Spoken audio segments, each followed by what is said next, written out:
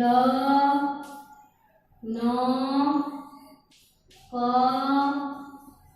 ઠ અને ખ. તો આમાં આપણે ઠ શોધીને તેના ઉપર ગોળ બનાવવાનું છે. તો આપણે આ માંગણી રાખીને જોતું જવાનું. તો ઠ પછી ચ ટ હ તો ઠ ઠ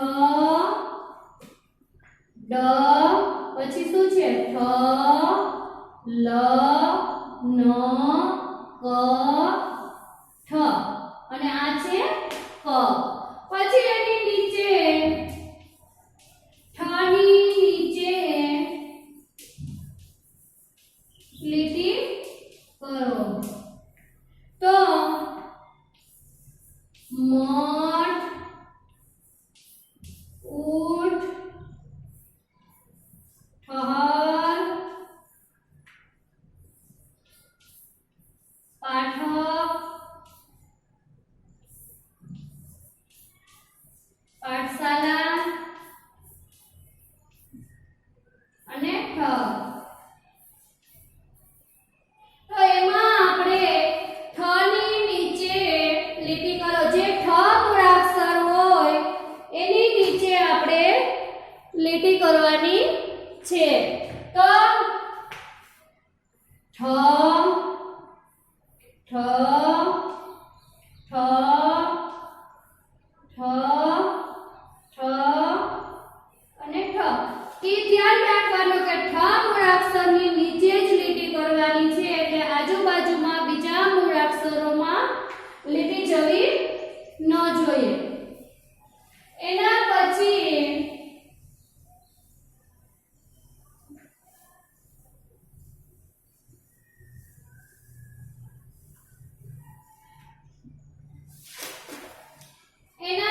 આપણે લખવાનું છે ઠ થી જુદા અક્ષર ઉપર ખોટું કરો. તો એમાં પણ આપણે આવું બોક્સ બનાવવાનું છે.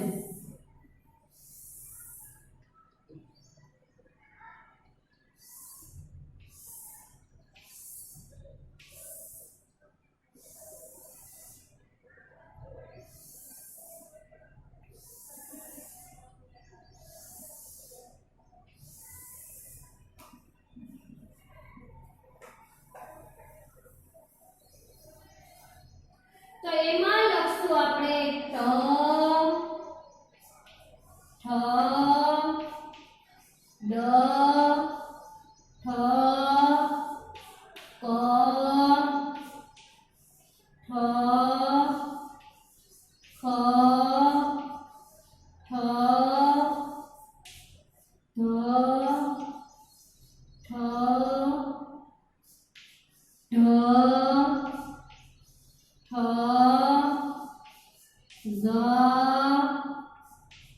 ખ અને ભ.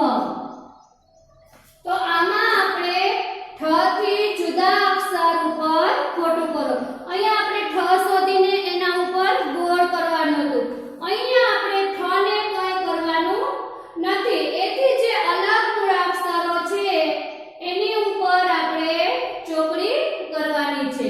તો ટ ઉપર ચોકડી, ઠ છે એ રહેવા દેવાનું, ડ ઉપર ચોકડી, પછી ઠ ઉપર ઠ રહેવા દેવાનો, ક ઉપર ચોકડી, પછી ઠ છે એ રહેવા દેવાનો, ખ ઉપર ચોકડી, પછી ઠ રહેવા દેવાનો, પછી ઘરના ઘ ઉપર ચોકડી, ઠ રહેવા દેવાનો, પછી છે ઢગલા ઢ, તો ઢ ઉપર ચોકડી, પછી ઠ રહેવા દેવાનો, ઝ ઉપર ચોકડી અને ભમરડાના ભ ઉપર ચોકડી, ઠ છે એ રહેવા દેવાનો. પછી એની નીચે છે વાંચો અને લખો, વાંચો અને લખો. તો ઠહલા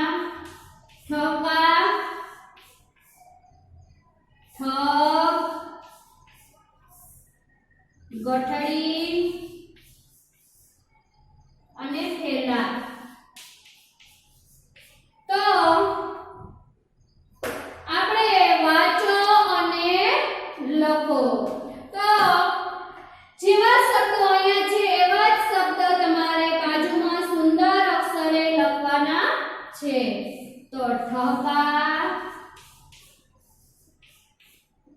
ઠ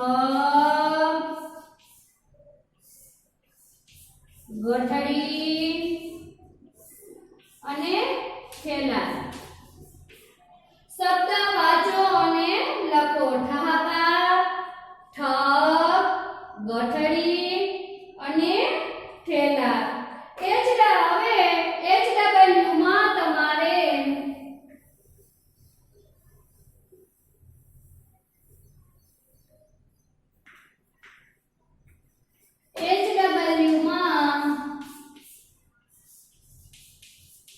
હિન્દીની નોટમાં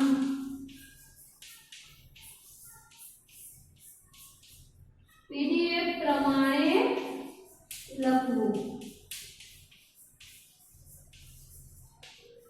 તમારે હિન્દીની ડબલ લીટીની જે નોટ છે એમાં PDF પ્રમાણે તમારે હિન્દીની નોટમાં આજે જે વિડિયો જોયો એની PDF મોકલીએ એ પ્રમાણે તમારે PDF પ્રમાણે હિન્દીની નોટમાં લખવું. અસ્તુ.